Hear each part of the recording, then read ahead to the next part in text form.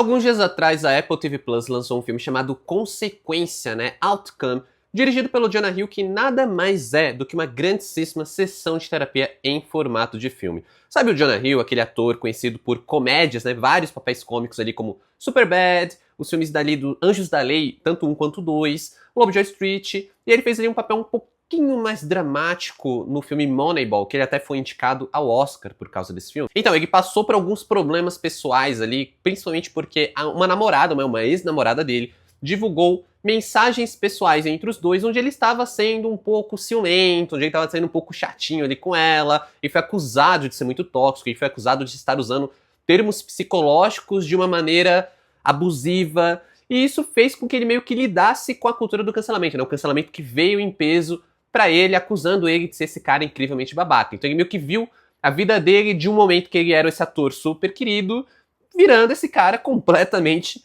cancelado. E ele pegou essa frustração que ele teve com esse mundo das celebridades e tudo mais, e ele transformou em Consequência, né? Ele transformou nesse filme. Onde basicamente a gente tem a história de um ator que ele é muito famoso, ele é muito querido, interpretado pelo Keanu Reeves, que é muito querido, né? Então faz todo sentido até essa escolha de elenco. E aí ele tá ali vivendo meio que o auge da sua vida enquanto ator, né, da sua vida de artista, até que alguém ameaça expor um vídeo pessoal dele que pode fazer com que ele seja cancelado, fazendo com que ele enfrente todo esse medo de acabar sendo cancelado, né? Principalmente porque ele é um cara muito querido, então ele tem medo de perder isso.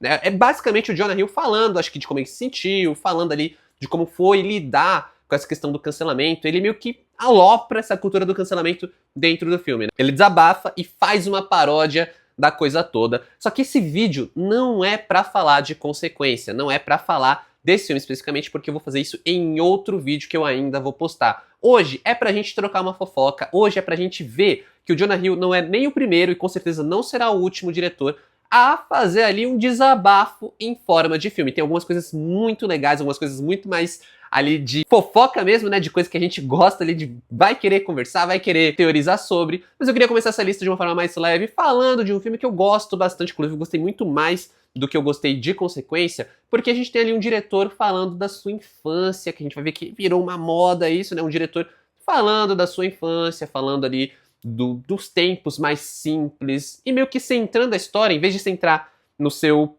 próprio alter ego, ele centra na babá da família, né? Na memória que tem ali de uma babá, que no filme se chama Cleo, e eu tô falando de Roma, né? Filme dirigido pelo Alfonso Cuarón, onde ele meio que vai contando parte da sua infância, ele vai falando ali muito de como ele via a questão da doméstica, né? Da babá, com quem ele era apegado. Então tem um filme que ele é muito bonito nesse sentido, de mostrar a relação que a família, as crianças, que seriam o Alfonso Cuarón e seus irmãos, ali apegados com essa babá. Só que aí ele aproveita, né? Ele não faz uma biografia, apesar de ser meio que uma cine-autobiografia ficcional, né, que é quase um gênero que já existia antes do Cuarón, mas ele meio que reiniciou um fôlego para isso depois, como a gente vai ver. Mas basicamente aqui ele fala bastante dessa relação da Cleo, que é a doméstica, com ele, mas ao mesmo tempo ele pega isso e fala de um quadro maior. Então ele vai falar de desigualdade social, ele vai falar ali, pegar meio que um período específico do México para trazer para esse filme, que tem bastante contexto histórico ali, tem muito mais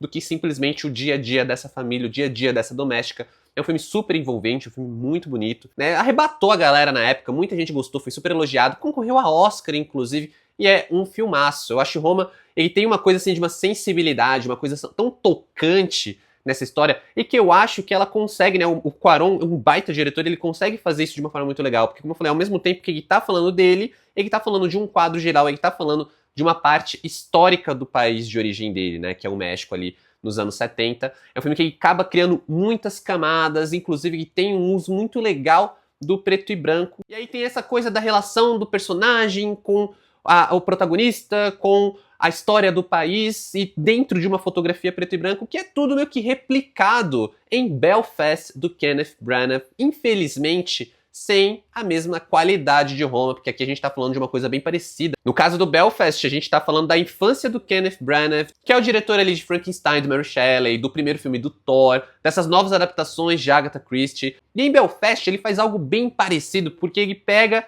ali o contexto histórico da infância dele, na Irlanda do Norte, em um período em que a Irlanda, né, era a Irlanda do Norte, porque ela estava enfrentando ali uma guerra civil, né, uma coisa meio de invasão militar, por causa de um conflito baseado num conflito religioso, então tinha um lance de protestantes versus católicos. É um filme que ele também tem essa questão do contexto histórico. Eu acho que ele é muito mais autocentrado, né? Se Roma, o Alfonso Cuarón, ele fazia uma coisa... Ele tinha um alter ego no filme, mas ele falava mais da Cleo, né? Que era doméstica. Em Belfast, a gente acompanha ali o protagonista, que ele é o Kenneth Branagh, de fato, né? Já é um filme que ele vai passando ali pelos membros da família. Então a gente tem o pai, a gente tem a mãe... Tudo ali pelo olhar de uma criança, enquanto o filme ele vai acompanhando e contextualizando essa questão desse conflito na Irlanda. Eu já não acho que ele funcione tão bem, porque eu acho Belfast chato. E se, por exemplo, Roma, ele consegue tirar um contexto histórico do México e te envolver na parte mais externa, na relação dos personagens, o Belfast eu sinto que ele é um filme mais genérico, ele é um filme mais vazio, e acaba soando até um pouco pedante quando a gente vê o diretor se colocando ali no centro, para um filme que ele é meio que tenta abarcar coisas interessantes, tenta abarcar assuntos importantes, tenta abarcar essa questão da questão histórica da Irlanda, mas no final ele é muito sobre o garotinho e que, assim, pelo menos pra mim, não é um filme onde eu consegui me apegar com nada, sabe? Não é um filme que eu me envolvi, não é um filme que eu me envolvi com os personagens, não é um filme que eu me envolvi com a história ali, porque ele não contextualiza direito, né? Roma e contextualiza razoavelmente bem, mas ele tem a questão de ser um filme muito envolvente, enquanto Belfast ele já não consegue fazer isso da mesma forma, que é algo que eu tive ali, uma sensação que eu tive muito parecida com a que eu tive com Armageddon Time, do James Gray. E é como eu disse, o Cuarón ele meio que criou essa moda da cine-autobiografia ficcional, né? Então assim, eles meio que pegam uma parte ali da própria história, uma parte da infância, sei lá, colocam num filme, fazem um filme sobre si mesmos, geralmente falando de um assunto maior, geralmente trazendo um contexto maior. No caso do James Gray, ele faz algo que eu acho que é um tiro que sai pela culatra, porque ele basicamente ele faz um filme sobre racismo. É um filme que ele sendo um cara branco, ele traz o filme ali que coloca a questão de uma amizade que ele teve na infância com um garoto negro e como existia um racismo estrutural. E como, por exemplo, as duas crianças, elas faziam as mesmas coisas, mas as pessoas agiam de formas diferentes, porque um era branco, o outro era negro. Então, assim, existe uma tentativa de criar uma camada, um aprofundamento, mas eu sinto que ele falha miseravelmente também. Eu sinto que o Belfast, ele é um filme meio pedante, meio vazio, e o Armageddon Time, ele é um filme que ele tem boas intenções, aquilo que de vez em quando eu falo aqui no canal, de boas intenções, o cinema está cheio, né? Não apenas o inferno, mas o cinema também está cheio. Armageddon Time é muito disso, apesar de ainda ter algumas coisas interessantes, como uma atuação legal do Anthony Hopkins, que é o avô da criança, né? Aqui a gente também tem um filme que aposta muito na questão dos personagens, na relação dos personagens, né? O menininho com o avô dele, o avô que é um imigrante judeu. Então tem esse contexto da questão do preconceito, esse contexto de você se sentir um peixe fora d'água, como a criança que ela tá passando pelo amadurecimento, e aí tem toda essa camada do preconceito, que eu acho que é uma camada mais principal no filme, apesar de ter muito da relação do garoto com o avô, né? Só que aquele filme que, poxa, diferente do Belfast e do Roma, ele já é um filme feito em cores, né? Então, assim, ele já tenta largar um pouco mão desse ser artístico, né? Dessa coisa de tentar ser meio conceitual demais, mas ao mesmo tempo eu acho que ele é um filme que ele acaba... Por melhor que ele tenha ali algumas questões, ele é um filme meio vazio, ele é um filme que acaba sendo meio mediano, meio esquecível, sabe? O que é algo completamente diferente do que outro diretor fez ao retratar a sua própria história. E é porque a gente também vai falar de um grandíssimo diretor, que é Steven Spielberg, né? Aqui a gente tá jogando o nível da conversa lá pra cima também, né? Apesar de que o Alfonso Cuarón também é um baita diretor. Na verdade, o James Gray e o Kenneth Branagh, eles não são diretores ruins, né? Mas dessas meio que autobiografias, eu acho que poucas funcionaram tão bem quanto The Fabelmans do Spielberg, porque se o Alfonso Cuarón ele quis falar ali da relação dele com o México, com a doméstica, que ele tem um carinho até hoje ao ponto de fazer um filme basicamente sobre ela, né? Muito sobre ele, mas também é muito sobre ela. O Branagh, ele fala ali da questão da Irlanda, de como aquele conflito afetou a família dele, afetou a infância dele. E o James Gray, ele sendo um cara branco, ele quis falar de racismo. O Spielberg ele já fez um desabafo mais honesto, né? Menos assim, eu diria que ele é menos numa grande tentativa de algo, sabe? O Spielberg faz um filme basicamente sobre ele, sobre a família dele e sobre o amadurecimento dele, não apenas como pessoa, mas como um grande cineasta, né? Porque The Fabelmans é basicamente a história de um rapaz que ele tem um grande amor pelo cinema. É muito lindo a forma como o Spielberg ele retrata não apenas o amor pelo cinema, mas a forma como ele vai ali se apaixonando em fazer filmes. E aí nesse meio, né, porque não dá pra fazer um filme sem conflitos, ele traz conflitos pessoais, né, ele traz conflitos da própria infância. E nisso, a gente tem um filme que ele é muito autobiográfico. O Spielberg tá expondo a família dele lindamente ali, né? Ele coloca a questão do divórcio dos pais, ele coloca a questão que a mãe chifrou o pai dele, e de como tudo isso afetou ali a forma como ele enxergava o mundo, a relação dele com a família. E é a relação dele com o cinema, né? Como eu falei, não apenas o de ver cinema, mas o de fazer cinema. O resultado é que eu acho que The Fabelmans, desses filmes que eu citei até aqui, ele é o melhor dessa lista, né? Porque é um filme que ele é muito maduro. A gente tá falando de Steven Spielberg, que é um diretor, né, que eu acho que 75% ali da filmografia dele é um nível de excelência muito grande, beirando a perfeição. Spielberg é um baita diretor, e eu acho que The Fabelmans, inclusive, é um dos melhores filmes dele, que ele tava passando por uma fase ali onde ele tava mais mediano, ele tava entregando algo que, ainda que fossem bons filmes, estava um pouco abaixo do que a gente esperava, mas The Fabelmans voltou ali com essa questão da excelência, né? Nada como um filme tão pessoal quanto a isso. E aqui a gente vê realmente essa via da terapia, né? Porque ele tá ali colocando tanta coisa pessoal. É um filme que ele é super carregado, ele é um filme que ele é muito denso, apesar dele nunca ser altamente dramático, ao ponto da gente ver um melodrama ali aparecendo. Ele é um filme que ele é muito mais maduro, ele é um filme que ele é muito mais gostoso de se assistir às vezes do que os outros que eu citei. Ele é um filme que ele te envolve, ele te leva ali por essa questão. Eu acho que é um filme, inclusive, essencial para todo mundo que ama cinema, né? Ficou meu clichê falar que filmes são uma carta de amor ao cinema, né? Esse filme é uma carta de amor ao cinema. Mas The Fabelmans é difícil de escrever sem chamar ele de uma carta de amor ao cinema. Não é à toa que tem tantas cenas emblemáticas, né? Aquele momento onde ele tá no cinema pela primeira vez, onde ele tá assistindo, onde a gente vê pelo olhar de uma criança impressionada com aquela magnitude da tela do cinema, que eu acho que é um amor que todo mundo que deve estar assistindo esse vídeo compartilha, né? Porque se você tá aqui, eu imagino que você goste de cinema assim como eu. E é por isso mesmo que eu já te convido a se inscrever nesse canal e deixar um like nesse vídeo, principalmente pro YouTube entender que é um vídeo bom que merece ser entregue. Se você ainda não me conhece, aqui quem fala é o Adam. Se você tá gostando desse conteúdo, se inscreve pra não perder, tem muito mais conteúdo semelhante aqui nesse canal, tô sempre falando de cinema. Te convido a deixar um comentário sobre esses filmes que eu citei ou sobre os outros que eu vou citar. Comente os que você gosta, ou que você não gosta, ou os que você não sabia que era um grande desabafo em forma de filme, né? Já que essa lista aqui, ela é praticamente pra gente compartilhar fofoca, compartilhar desabafo, uma grande sessão de terapia. E lembrando que se você quiser trocar uma ideia comigo mais direta, vale me seguir nas outras redes sociais, sua arroba tá aqui na tela e os links na descrição do vídeo. E bora continuar falando aí das grandes sessões de terapia do cinema. Steven Spielberg teve direito à sua. Eu acho lindo The Fabelmans. Gente, que filme magnífico. Eu lembro que eu assisti ele no cinema e eu falei, pô, não, tenho que voltar ao cinema e ver de novo, porque inclusive é um filme de ver de tela grande, né? Lembro que aquela temporada do Oscar tinha muito filme assim legal. E o The Fabelmans, ele tem essa coisa, tem esse gostinho. Eu acho que, diferente dos outros, ele se destaca muito pela questão de ser um filme sobre amadurecimento, né? Eu acho que nem Roma, nem Armageddon Time, nem Belfast conseguem ser realmente filmes de amadurecimento, naquele coming of age. Só que The Fabelmans, ele se diferencia não apenas porque ele é um filme sobre o amadurecimento do Spielberg, como pessoa, mas realmente por ser esse coming of age de um grande diretor, que acaba fazendo com que o filme tenha esse lance de abordar a questão do artista, né? Inclusive o final de The Fabelmans é muito legal, aquela coisa de colocar o horizonte em cima ou embaixo, porque se você deixar no meio, o filme tá chato. Inclusive eu nunca mais deixei de reparar isso depois de The Fabelmans. Muito obrigado, Steven Spielberg.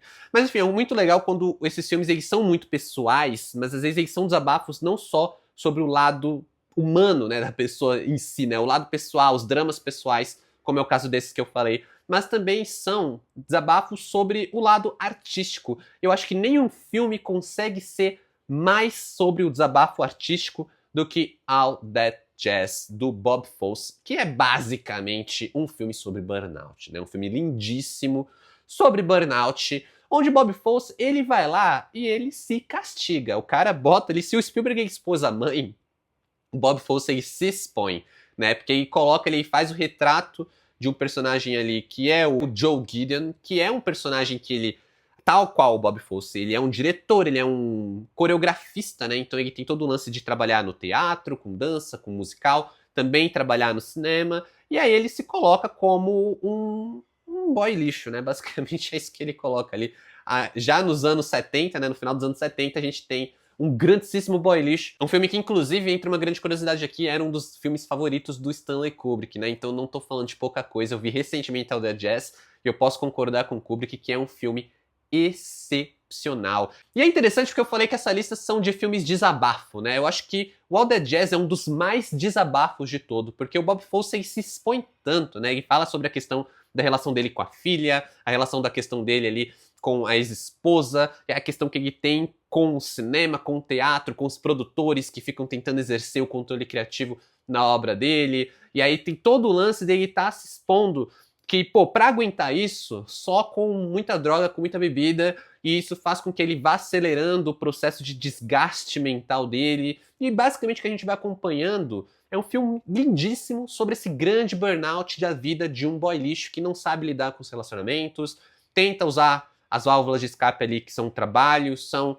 as drogas, isso só vai piorando tudo ali pra ele, então ele não consegue exercer direito o trabalho começa a se tornar algo muito exaustivo, ao mesmo tempo a mente dele vai se deteriorando, e aí a relação dele também, as relações dele não vão bem, e aí a gente vai vendo o filme misturando tudo, né? Daqui a pouco a gente vê que os musicais são sobre ele, então a relação dele com a filha vai se refletindo na coreografia do teatro, enquanto ele vai tendo medo de ter que parar no hospital, e aí quando ele tá no hospital ele começa a surtar e começa a pensar e vislumbrar um grande número musical, e tudo isso meio que ele mesmo confessou que era muito autobiográfico, então a gente vê qual era o estado do Bob Fosse, né, já dirigindo All That Jazz, que ele já tinha passado por isso, ele já tinha passado por esse burnout, ele tá se expondo, e ele tá falando de como ele estava completamente desgastado pela indústria, né? Muito maluco porque é uma arte muito perturbada de um artista que estava talvez no auge do perturbado e que é tão excepcional assim, né? É muito louco ver isso, é muito louco ver como realmente tem aquelas coisas de que os bons artistas, eles são perseguidos, né? Eles são ali perturbados pelas próprias mentes, eles nunca estão no juízo perfeito. Eu acho que isso não necessariamente é verdade, mas o fato é que muitos dramas, eles se transformam em boas artes, né? E aqui a gente tá falando de filme. E um dos artistas que melhor transforma os próprios dramas na sua arte é Pedro Almodóvar. E ele faz algo muito parecido aqui também com o Bob Fosse, que é se expor enquanto artista em Dor e Glória, um dos filmes mais belos da filmografia dele, pelo menos ao meu ver, né, um dos meus favoritos, e cujo título, né, Dor e Glória, já adianta bastante o que a gente vai ter aqui, porque é um filme sobre as dores psicológicas, emocionais e físicas do Pedro Almodóvar, e também, é claro, a glória que ele tem como diretor, como artista. A gente tem ali o alter ego dele no filme, que é o Salvador Melo, interpretado com muito louvor pelo Antônio Bandeiras, e que é um filme também assumidamente biográfico, né, ou semi-autobiográfico. Inclusive, uma curiosidade é que a gente tem o pôster de Dor e Glória, que é um pôster ilustrado ali apenas pelo protagonista, né, o Salvador Malo, só que a silhueta dele é a silhueta do Almodóvar, né? Claramente, se você bate o olho, você vê que a sombra do protagonista é a sombra do diretor. Eu acho esse pôster,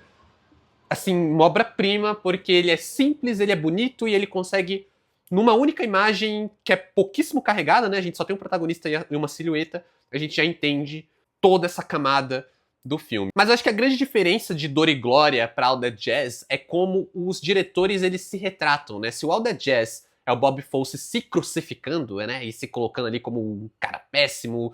Ah, porque eu era um merda mesmo, eu traí minha esposa mesmo, eu não soube lidar com relacionamento mesmo, eu não sabia lidar com minha filha mesmo, tava com a cabeça fora do ar quando eu fui trabalhar mesmo. O Almodóvar, ele já coloca aqui uma perspectiva diferente, né? O Dor e Glória é um filme muito mais conciliador, né? Um filme muito mais ali onde a gente vê o personagem, por mais que ele sofra, ele tá buscando se conciliar, ele tá buscando paz. É um filme que eu acho que é... O Dor e Glória, ele é um abraço do Almodóvar nele mesmo. Claro, ele não mascara, né? Ele deixa as coisas ali muito explícitas, muito transparentes. Isso é, com certeza, um dos grandes acertos do filme, né? O Salvador, ele é todo ferrado, né? Ele tem ali questão de... Ele tá com uma perda de audição, dele ter fotofobia, então ele usa um óculos escuro pra lidar com isso. Tem a questão da cirurgia na coluna, né? O filme abre com essa questão da cirurgia na coluna, que são questões reais, né? São coisas que o Almodóvar, ele sofre. Então, ele transfere as coisas físicas dele, transfere não, mas ele replica questões físicas que afligem ele, né, enquanto pessoa,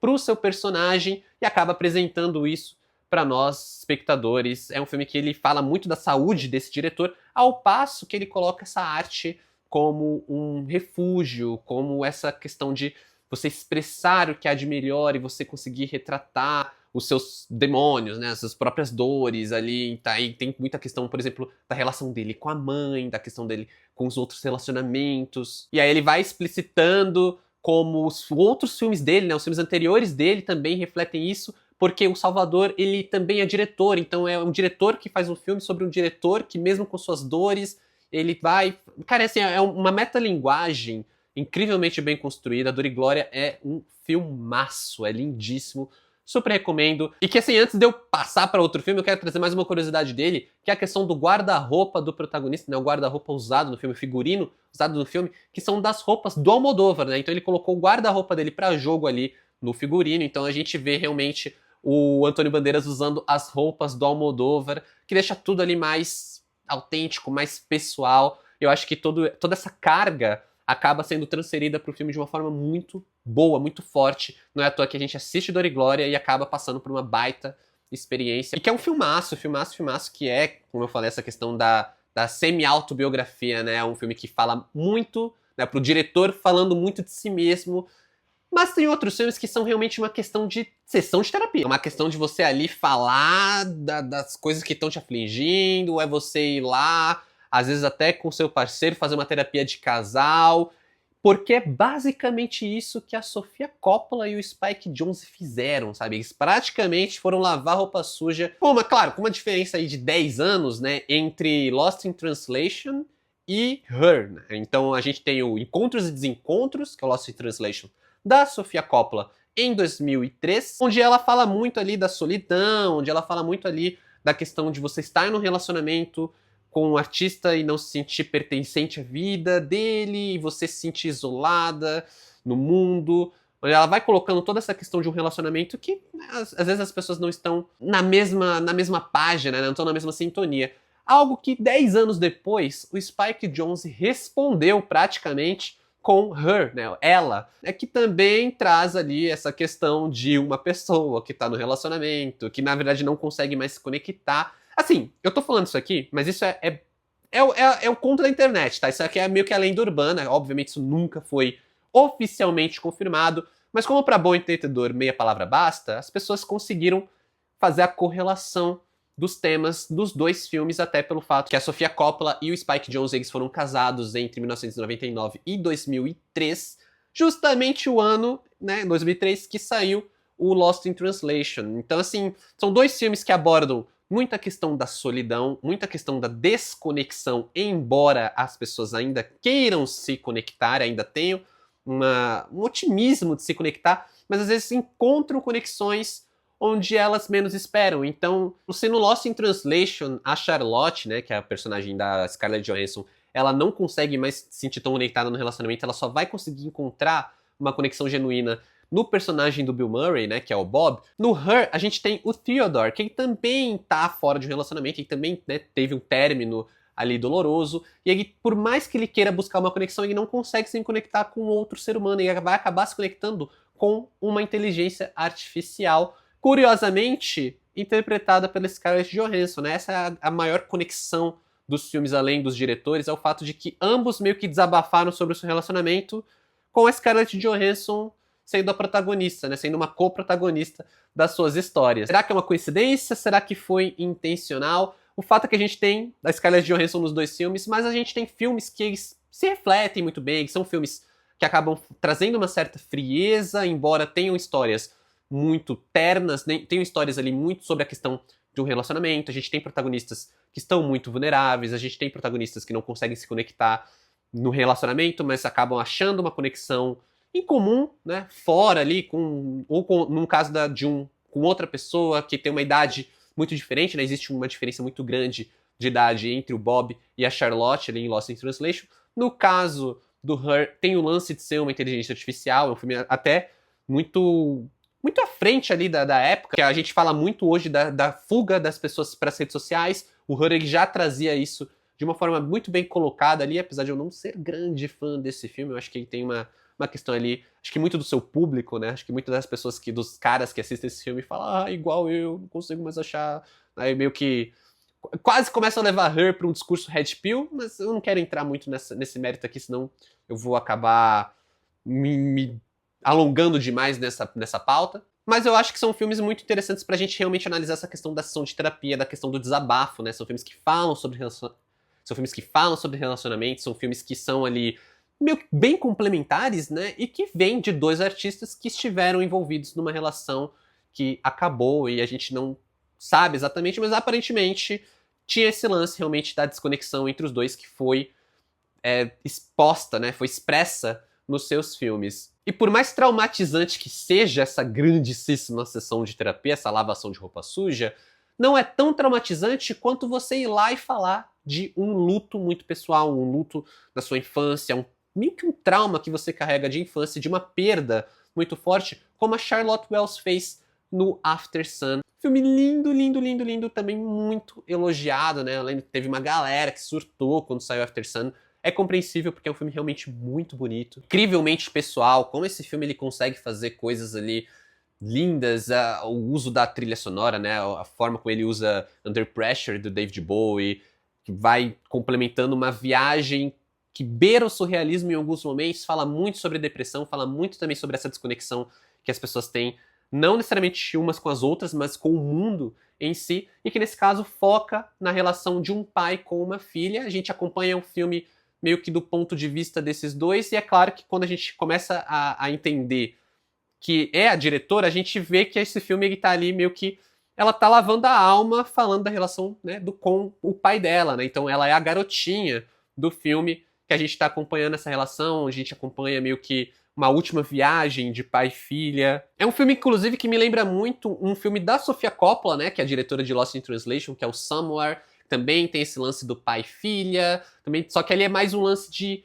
colocar a vida diante dos holofotes, né, sendo filha de um grande artista, ali no caso da Sofia Coppola, que tem a relação dela com o Francis Ford Coppola, né, que é o pai dela, só que aí também é outro desabafo, é outra sessão de terapia. Mas vamos falar de After Sun, que é um filme que também é muito pessoal, é um filme que ele tem um lance que ele explora diretamente as memórias da diretora, né, a gente enxerga como ela tá expondo a própria história, como ela tá expondo as próprias memórias, como ela tá expondo os próprios sentimentos, seja os sentimentos de amor, seja os sentimentos de perda, seja a questão até meio mal resolvida, né? Porque é um luto que eu acho que é muito difícil de você lidar, que é um luto de um parente, né? Um pai, cara. É muito forte a forma como ela retrata isso numa atuação belíssima do Paul Mescal, né? Eu acho que é um filme que o Paul Mescal já tinha um reconhecimento ali por Normal People, mas no cinema, eu acho que After Sun foi o grande filme dele, o primeiro grande filme dele. Eu particularmente conheci ele nesse filme. Eu acho que é uma atuação muito bonita, muito tocante, que mostra muito bem como é você canalizar um sentimento pessoal como arte, sabe? Porque ele é um filme que ele vem do luto, né? Ele nasce do luto, ele morre no luto, né? E começa e termina sobre isso. E ele fala muito essa questão. É um filme que só faz completo sentido quando você termina de assistir. Isso é até muito convidativo para você ver de novo, tentar entender os significados ocultos, tentar entender quando o filme está falando de uma memória, quando o filme está falando dos dias de hoje, quando o filme está falando, explorando o que a diretora tem como as memórias do pai e às vezes como ela sente hoje. E isso tudo tá no filme, e que é um filme que justamente por isso ele vai envolvendo o espectador nesses sentimentos, e quando ele termina, é muito difícil da gente simplesmente sair dele, sabe? Se você assistir com alguém, vocês vão ficar conversando sobre esse filme, é impossível você terminar o filme e tipo, tá bom, acabou, tchau. Não, é um filme que fica, sabe? É um filme que... Pô, eu lembro que eu fiquei dias pensando sobre esse filme, sobre como eu me sentia durante ele e como eu fiquei me sentindo depois dele, sabe? É um filme que ele acaba sendo muito envolvente. A Charlotte Wells, ela faz um trabalho magnífico ali como diretora, e é realmente muito interessante, realmente muito forte. Ali a gente vê como ela canalizou os sentimentos dela, o trauma dela, porque ela tá explorando a infância, ela tá explorando um pedaço ali da formação, né, também essa questão do amadurecimento, que aparece em Fabelmans, que aparece em Roma, e que aparece em After Sun também, e que é muito diferente da forma como ele aparece, por exemplo, em Quase Famosos, do Cameron Crowe. Esse também que é um filme que é um coming of age, ele fala de arte, ele tem um lado meio sessão de terapia, ele tem um lado biográfico, ele meio que tem tudo o que eu falei aqui nos outros filmes, nesse que é uma experiência muito menos traumatizante do que muita coisa que eu falei aqui, inclusive, tá? Quase Famosos ele é um filme que... Ele é um filme que, na melhor palavra que eu posso usar pra descrever ele, é apaixonante, principalmente pela forma como ele retrata ali a adolescência do personagem principal, que é a própria, retratada, né, a própria adolescência do Cameron Crowe, né? Ele se inspira ali na época onde ele foi um escritor da revista Rolling Stones, inclusive o escritor ali mais jovem da revista Rolling Stones. Ele retrata um período da vida dele onde ele saiu por 3 semanas acompanhando a turnê da banda Allman Brothers Band, né? The Allman Brothers Band. Aí ele fez uma turnê e ele foi junto meio que como esse repórter da Rolling Stones. Vou cobrir a turnê. Só que ele era adolescente, ele era muito novo. E é meio que, assim, eu enxergo Quase Famosos como uma fantasia adolescente. Só que nesse caso aconteceu. Mas ela me parece muito, né? Se a gente não soubesse o que aconteceu, ia falar, é um adulto falando de uma fantasia adolescente, cara. Porque assim, e no filme a gente tem a história de um garoto ali nos anos 70 que ele vai acompanhar uma banda. É tudo muito descolado, a galera é muito descolada, ele conhece as meninas, né? Então ele é todo tímido, ele é muito assim, mas pra ele tem um lance dele ser muito introspectivo, mas ele conhece um monte de menina, as meninas mais velhas às vezes, que tem um carinho por ele, puxam ele pra esse rolê. A banda também é muito legal, a forma como a banda meio que abraça ele, né? Um dos membros da banda quase que adota ele quase como um irmão mais novo, e a galera é descolada, e ele tá lá, 16 anos, a galera bebendo, a galera se drogando. Sabe aquela coisa de você tá na escola e você se enturmar com alunos mais velhos, e você meio que virar parte do grupo? É basicamente isso, só que com uma banda, né, que é uma banda de estrelas do rock, que é o auge do descolado, quando a gente para pra pensar ali no cenário dos anos 70, e tem as meninas, e tem as viagens, tem o lance dele ficar ali meio que por conta própria, fazendo o trabalho que ele quer, sabe? Fazendo um bagulho assim que ele sempre quis, que é trabalhar com música. Cara, é muito bonita a forma como ele retrata a relação com a arte, a forma como ele retrata a relação do amadurecimento que ele tem diante de um primeiro grande amor, que é retratado, né, personificado na personagem da Kate Hudson, que é a Penny Lane. Inclusive, um beijo, Penny Lane, porque, olha, é uma personagem incrivelmente apaixonante. Eu acho que não existe adolescente cinéfilo que não se apaixonou por Penny Lane, e não existe homem que não teve uma ou mais Penny Lanes em sua vida, tá? Porque, olha, acho que todo mundo passou por a fase da adolescência de conhecer alguém ali mais velha, toda essa pegada que eu falei, sabe? Menina descolada, que é legal, que é gente boa, e que é meio inalcançável, né? Esse é o charme da Penny Lane, ela ser inalcançável, pelo menos pra esse protagonista. Mas mesmo assim, obviamente, ele vai acabar apaixonadinho por ela. Só que é uma viagem, né? O Quase Famosos inteiro ali, ele é uma grande viagem, ele é um grande road movie, completamente descolado, completamente sonho adolescente, que é muito bonito. Eu acho muito legal como ele retrata a relação dele com a arte, como ele retrata a relação dele ali com o jornalismo, né? Que ele escreve pra Rolling Stones, o lance dele ser muito novo também, ali é retratado de uma forma bem legal no filme, porque a galera meio que não acredita que ele é jornalista, porque ele é muito novo. E aí, não, eu sou estagiário e tal. E aí tem os caras que não querem deixar ele entrar no bastidores, né? Acho que ele tá fingindo pra conseguir acesso a uma banda. É um filme muito bonito, é um filme muito envolvente, tem momentos muito lindos, tem momentos que são muito dramáticos, mas é tudo muito legal. A relação que ele tem com a mãe, a relação que ele tem com a irmã, sabe? É muito legal. E é muito louco parar pra pensar que esse filme tá nessa lista, né? Esse filme tá nessa lista de diretores falando de si mesmos, né? Você vê aquele filme e vê que é uma história real, meio que real, né? Baseado num momento real da vida do Cameron Crowe. Cara, é maluquice, tá? E a gente vê que por mais que nesse caso a gente tem uma história completamente feliz, a gente tem uma história que ela é muito fácil da gente olhar e enxergar só o lado idealizado da coisa, né? Ainda é um filme bem pesado, bem dramático, que tem a sua série de desabafos ali, né? Porque existe tudo que é idealizado traz consigo uma decepção, né? Uma desilusão. E é nos momentos de desilusão de Quase Famosos que a gente enxerga o Cameron Crowe ali fazendo a sua terapia. Por vezes é bem brutal. Ainda é muito bonito, ainda é um filme muito apaixonante, mas ele não deixa de ter os seus momentos mais pesados emocionalmente falando. E é muito legal parar pra pensar que esses diretores, eles fazem essas histórias baseados nas próprias histórias, mas às vezes eles simplesmente pegam coisas externas, né? O próprio O Jonah Hill ele fez algo parecido ali no Consequência de pegar o lance da cultura do cancelamento e falar sobre a cultura do cancelamento, mas às vezes os diretores eles meio que retratam a sociedade como um todo, é algo que o Christopher Borg ele faz muito bem no mais recente, o drama, né, que eu não vou falar nesse vídeo, porque não é um desabafo, uma sessão de terapia do próprio diretor, mas vale citar o drama como um filme que ele toca em feridas e fala muito bem da sociedade que a gente vive, mas às vezes a gente quer só ali um comfort movie, só quer relaxar e ser feliz. E nesse caso, fica a recomendação de Devoradores de Estrelas, que é um dos filmes mais bonitos que eu vi recentemente. Eu acho que lava a alma depois de uns filmes mais pesados que nesses que eu citei aqui nessa lista. Se você tiver outra recomendação de filme comfort ou achar que faltou algum filme dessa lista, comenta aqui embaixo. Mas por enquanto é isso. Como sempre, muito obrigado por assistir esse vídeo até aqui. Valeu, falou e até mais.